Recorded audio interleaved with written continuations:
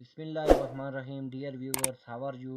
आई am Sharafat Afzal. आज हम unit number 7 के प्रोग्राम नंबर 4 को डिस्कस करेंगे। यूनिट नंबर 7 में बेसिकली हम एग्रीगेट डिमांड और एग्रीगेट सप्लाई के कंसेप्ट को डिस्कस कर रहे थे। इससे पहले हमने जो मनी मार्केट्स भी देख ली, गुड्स मार्केट भी देख ली। तो आइए हम अपना लेक्चर स्टार्ट करते हैं। देखें, ये हमारा यूनिट नंबर 7 4 प्रोग्राम पे मुश्तमिल था और आज हम जो है डिस्कस करने जा रहे हैं प्रोग्राम नंबर 4 को। अब प्रोग्राम नंबर 4 में जो जो टॉपिक हम आज कवर करेंगे वो है क्लासिकल और Keynesian point of view, basic concept of labour market, formulation of aggregate supply curve, slope and shifting factor of aggregate supply curve.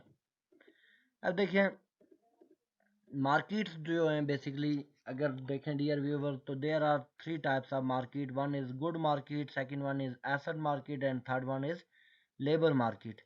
Good market और एसेट मार्केट को हमने डिटेल के साथ डिस्कस कर चुके हैं। हमारे प्रोग्राम अवेलेबल हैं यूट्यूब पे, जिसमें हमने गुड्स मार्केट के अंदर हमने देखा सेविंग और इन्वेस्टमेंट के फंक्शन को, जिससे हमारी IS कर्व ड्राइव हुई थी।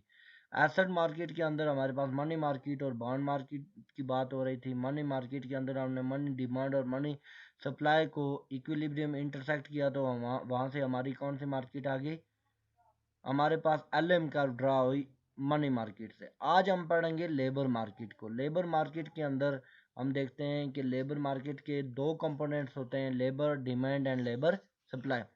अब लेबर डिमांड कौन करता है? लेबर डिमांड हमेशा करता है प्रोड्यूसर। प्रोड्यूसर कौन होता है? वो इंडस्ट्रियलिस्ट जो गुड्स एंड सर्विसेज प्रोड्यूस करता है, उसको हम लेबर डिमांड कहते हैं। वो क्या करता है? वो हमेशा लेबर की डिमांड करता है। लेबर की डिमांड क्यों करता है? इसलिए करता है, जब देखें उसका जो रेवेन्यू होता है वो basically price multiply by quantity होता है। तो अगर उसका रेवेन्यू प्राइस बढ़ने से, मार्केट प्राइस बढ़ने से बढ़ जाए या क्वांटिटी बढ़ने से बढ़ जाए, तो वो क्या करेगा कि वो उसकी डिमांड बढ़ेगी, तो वो नया लेबर हायर करेगा, क्योंकि उसको और फैक्टर ऑफ जो उसकी अपनी जो प्रोडक्शन होगी उसको बढ़ाना होगा। अगर प्रोडक्शन बढ़ाने के लिए वो फिर लेबर की डिमांड, तो लेबर की डिमांड हमेशा डिपेंड करती है लेबर की वेज रेट के ऊपर। अब देखें, वेज रेट के ऊपर डिपेंड करती है। वेजेस दो तरह की होती है, नॉमिनल वेजेस और रियल वेजेस। नॉमिनल वेजेस वो वेजेस होती हैं in the term of monetary term में, जिनको हम मेजर करते हैं उसको नॉमिनल वेजेस कहते हैं। लाइक अगर मेरी सैलरी 1 लाख है, तो ये this is my nominal wages. अगर उस 1 लाख के अंदर जब W/P करूँगा, तो जब मुझे मंथली सैलरी मिलेगी, तो उसके बाद जब मैं उसको पी प्राइस जो गुड्स एंड सर्विसेज जो CPI बास्केट्स ऑफ गुड्स है, उसको मैं खरीदूंगा, P से डिवाइड करूंगा, तो फिर मुझे पता चलेगा कि ये जो वेजेस मेरी जो नहीं मेरा खर्चा होने के बाद कितनी मेरे पास बढ़ती हैं। This is basically called the real wages. Labour supply कौन करता है? लेबर सप्लाई हमेशा लेबर करता है। इसका मतलब ये नहीं होता कि हम कोई लेबर की सप्लाई कर रहे हैं, ये होता है कि हम वर्किंग आवर्स कितने दे रहे हैं। जब हम कहीं जॉब पे जाते हैं, कोई भी बंदा जॉब पे जाता है, तो वो 8 आवर कोई काम करता है, कोई 16 आवर्स करता है, तो ये उसके वर्किंग आवर्स होते हैं। इसको बेसिकली कहते हैं लेबर सप्लाई। अब देखें, एग्रीगेट सप्लाई के अंदर दो तरह के पॉइंट ऑफ व्यू हैं। One is the classical point of view and second one is the Keynesian point of view. अब देखें, क्लासिकल ये कहते हैं कि जो लेबर सप्लाई है वो हमेशा वर्टिकल होती है, एग्रीगेट सप्लाई।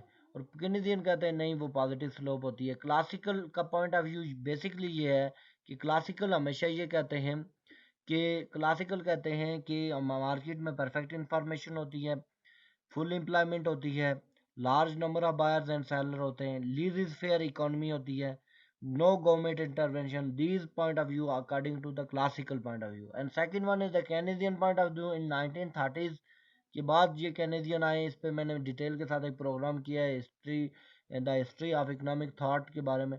तो उसमें देखें, केनेडियन कहते हैं कि मार्केट में ऑलवेज फुल एम्प्लॉयमेंट नहीं होती, कुछ ना कुछ अनएम्प्लॉयमेंट रहती है, due to fractional, seasonal, disguise, that different type की अनएम्प्लॉयमेंट मार्केट में रहती ही रहती है।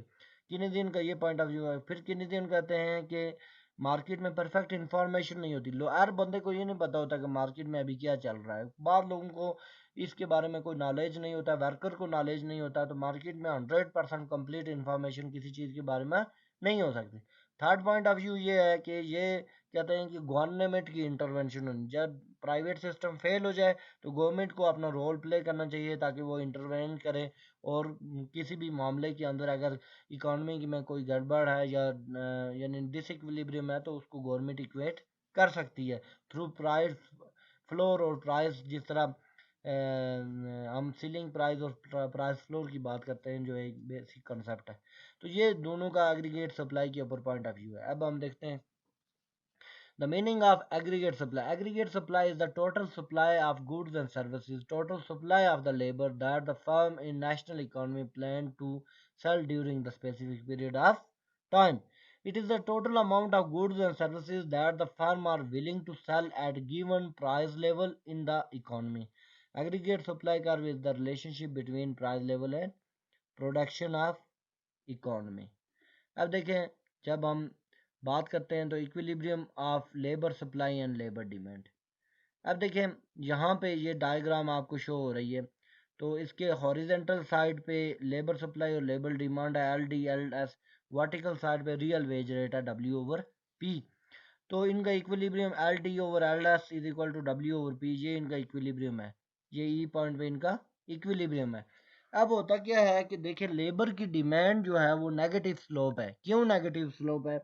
इसका डायरेक्ट रिलेशनशिप होता है वेज रेट के साथ। अगर वेजेस बढ़ती हैं तो देखें, अगर वेज रेट एक पर्सन है किसी इंडस्ट्री में काम कर रहा है, वहाँ उसकी वेज रेट जो है वो 10,000 है, से कि वो क्लेम करता है कि मेरी वेज रेट बढ़ा के 20 कर दो। अगर वेज रेट बढ़ जाए तो वो लेबर की डिमांड क्या करेगा? प्रोड्यूसर कम करेगा। अगर वेज रेट कम हो जाए, से कि अगर वेज रेट मार्केट में 5,000 हो जाए, तो अब वो उसके पास कैपेसिटी है कि वो 10,000 तक एम्प्लॉय को हायर करे, तो वो 2 एम्प्लॉयज हायर कर देगा। अब लेबर की डिमांड बढ़ जाएगी, तो जितनी रियल वेजेस कम होंगी लेबर की डिमांड कम होगी, रियल वेजेस बढ़ेंगी लेबर की डिमांड बढ़ेगी।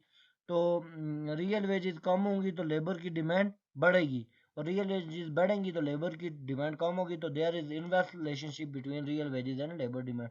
सो you can see that labour demand is negative slope, इस वजह से कि लेबर की डिमांड और रियल वेजेस का आपस में नेगेटिव। अब लेबर की सप्लाई जो होती है, सप्लाई कौन करता है? हम लोग करते हैं। हमारी वेजेस अगर बढ़ेंगी, अच्छी वेजेस होंगी तो हम ज़्यादा से ज़्यादा वर्किंग आवर देंगे, अगर वेजेस कम होंगी तो हम वर्किंग आवर कम कर देंगे। तो लेबर की सप्लाई का वेज रेट के साथ पॉजिटिव रिलेशनशिप है। जितनी ज़्यादा वेजेस होंगी लेबर अच्छे तरीके से ज़्यादा वर्किंग आवर देगा, जितनी वेज रेट कम होगा लेबर उसमें वर्किंग आवर कम करेगा। So supply of labor is directly proportional to real wages and demand of labor is inversely proportional to real wages. तो देखें change in equilibrium level of income and interest rate change when either the labor supply and labor demand curve shift. Effect of increase the price which lead to decrease the real wage and shift the labor supply out of the equilibrium E1 to E2. अब देखें हुआ क्या, यहाँ पे अगर आप graphically देखें तो ये अब लेबर की डिमांड जो है वो एल डी से नेक्स्ट आगे बढ़ गई है, एल डी 1 पे चली गई है, रेड लाइन हो गई है। ये हुआ क्या है बेसिकली, देखें जब प्राइस लेवल बढ़ा इन्फ्लेशन बढ़ी, तो देखें प्रोड्यूसर का जो रेवेन्यू होता है वो R is equal to P multiply by Q, price multiply by quantity होता है।